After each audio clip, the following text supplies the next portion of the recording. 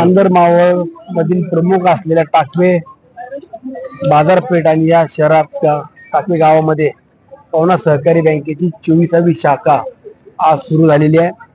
गेले 50-52 वर्षापासून पिंपरी चिंचवड आणि पुणे जिल्हा किंवा इतर जिल्ह्यात देखील विस्तारित असलेली एक पारदर्शकपणे कारभार करत असताना अनेक ग्राहकांना अनेक ठेवीदारांना देखील विश्वास संपादित करून आज हजारो कोटी रुपयाच्या ठेवी आणि जवळपास 750 ते 800 कोटी रुपयाचं कर्ज वितरित करून एक चांगला पारदर्शक कारभार करणाऱ्या पवना सहकारी बँकेची आज टाकवे गावामध्ये 24वी शाखा सुरू झाली।